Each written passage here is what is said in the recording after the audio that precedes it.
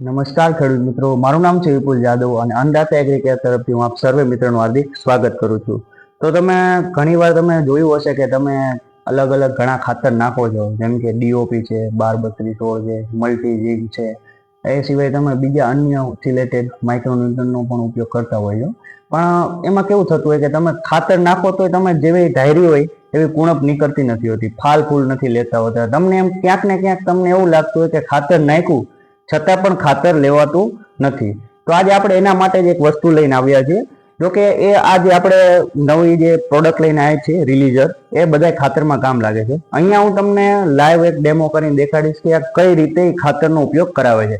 તો તમે સાંભળ્યું હશે કે કેલ્શિયમ જે ડાળીને મજબૂત કરવામાં એ બધામાં કામ લાગતું હોય છે, અને એની જોડે ફોસ્ફરસ કે જે ફાલ ફૂલમાં વધારે કામ લાગતું હોય. અને જે આ કેલ્શિયમ અને ફોસ્ફરસ છે એ કોઈ દિવસ બંને ભેગું તમે વાપરી શકો નહીં. હવે આ બંનેને જો જોડે વાપરવામાં આવે તો એ દવા ફાટી જતી હોય છે. તો આપણે એમાં જ જોશે કે કઈ રીતે કામ કરે છે. તો આપણી જોડે સિગ્મા ક્રોપ સાયન્સનું જે 04247 છે, જેમાં ફોસ્ફરસ અને પોટાશ આવે છે, જે પ્યોર ફોર્મમાં છે. અને જો આ પ્યોર ફોર્મમાં હશે અને એની જોડે આપણે કેલ્શિયમ બોરોન વાપરશું, કે આ જે કેલ્શિયમ અને ફોસ્ફરસ જો બંને પ્યોર ફોર્મમાં હશે અને બંનેને જોડે મિક્સ કરવામાં આવશે તો દવા ફાડી નાખશે. પછી આમાં આપણે રિલીઝર એડ કરશું કે કઈ રીતે રિલીઝર આવી રીતે કામ કરે છે. તો આ પાણી છે અને આ 04247, તેમાં ફોસ્ફરસ અને પોટાશ છે. આપણે એ નાખશી થોડુંક પાણીમાં. તમે જોઈ શકો છો આમાં આપણે 04247 એટલે કે ફોસ્ફરસ નાખ્યું છે, જે તમે 12-32-16 છે, ડીઓપી છે, 052-34 છે, એમાં તમે ફોસ્ફરસ માટે આ બધા ખાતરનો ઉપયોગ કરતા હોય છો. પછી છે કેલ્શિયમ. આમાં આવશે કેલ્શિયમ, બોરોન અને નાઇટ્રોજન ત્રણેય મિક્સ આવે છે, જેમાં 11% કેલ્શિયમ છે. તો આપણે કેલ્શિયમ 8 ગ્લાસમાં નાખશી. આ તમે જોઈ શકો છો કે આમાં આપણે કેલ્શિયમ નાખ્યું છે. ઠીક છે. અત્યારે બંનેને અલગ અલગ જ્યારે વાપરવામાં આવે ત્યારે એ લભ્ય સ્વરૂપમાં હોય છે કે છોડવો લઈ શકે છે. પણ જ્યારે તમે આ રહ્યું બંને જોઈન્ટ કરશો, મિક્સ કરશો, તો તમે જોઈ શકો છો કલર બદલી ગયો છે. પ્લસ આમાં છે ને કણી કણી થઈ જશે કે જે અલભ્ય સ્વરૂપમાં, કે આ તમે છોડવામાં નાખશો તો છોડવો લઈ જ નહીં શકે. આ કેલ્શિયમ ફોસ્ફાઇડ બની ગયો. આ છોડવો કોઈ દિવસ લઈ શકતો નથી. તમે અંદર જોઈ શકો છો કણી કણી થઈ જશે. હવે જે આ ખાતર છે કોઈ દિવસ છોડવો લઈ શકતો નથી. તો હવે આના માટે શું કરવું જોઈએ?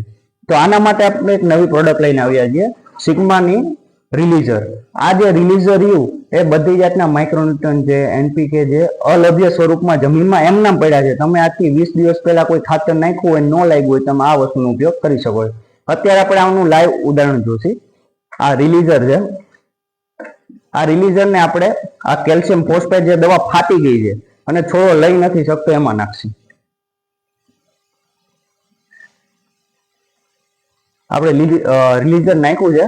તમે જોઈ શકો છો નીચેથી એકદમ ક્લિયર, ક્રિસ્ટલ ક્લિયર પાણી થવા માંડ્યું છે. આનો મતલબ એ છે કે ધીરે ધીરે નીચેથી દવા રહ્યું કેલ્શિયમ અને ફોસ્ફરસ એવા સ્વરૂપમાં જતું જાય છે કે જેમાં છોડવો લઈ શકશે. આ તમે જોઈ શકો છો. હજી અંદર કઈ હલાવ્યું નથી આપણે, તો પણ નીચેનું આ 80% જે દવા રહી એ બંને અલગ અલગ થઈ ગયું છે, કેલ્શિયમ અને ફોસ્ફરસ. હવે આને તમે થોડુંક હલાવશો, લ્યો ક્રિસ્ટલ ક્લિયર એકદમ. તમે જે ચોખ્ખું પાણી વાપરો છો એના જેવું જેવું થઈ જશે. આનો મતલબ એ છે કે આમાં કેલ્શિયમ, ફોસ્ફરસ, નાઇટ્રોજન, બોરોન અને પોટાશ આ બધા તત્વો છે એ અવેલેબલ ફોર્મમાં છે. અને આ જ્યારે તમારે કોઈ છોડવાનું નાખવામાં આવશે તો વિથિન ટૂંક સમયમાં જ બધું એબ્ઝોર્બ કરશે અને તરત ખૂબ સારું પરિણામ આપશે. આથી જે ખેડૂત મિત્રો શાકભાજી વાવે છે, દાડમના વાવેતર છે, બાગાયતના બગીચા છે, ફૂલ છે, ગુલાબ છે, એવા ફૂલનું વાવેતર છે, અને આ સિવાય મગફળી છે, કપાસ છે, એવા રોકડિયા બાગ છે, જેમાં તમે ખાતર નાખો છો પણ ખાતર લેવાતું નથી. તેમાં તમે આ વસ્તુ સિગ્માની જે રિલીઝર કરીને આવે છે એ પ્રોડક્ટનો ઉપયોગ કરો અને ખૂબ સારું એવું પરિણામ મળશે. તો આ જે પ્રોડક્ટ છે આપણી અન્નદાતા એગ્રીકેર ધાંગધ્રા અને કુંતલપુર બંને જગ્યાએ મળી જશે. ધાંગધ્રા છે એ નરસિંહપરામાં સ્વામિનારાયણ મંદિરની સામે બસ સ્ટેન્ડ રોડ ધાંગધ્રા, અને કુંતલપુર ગામ રહ્યું જે પોઈન્ટથી અંદર આવેલું છે એ બંને જગ્યાએ મળી જશે. તો ધન્યવાદ ખેડૂત મિત્રો.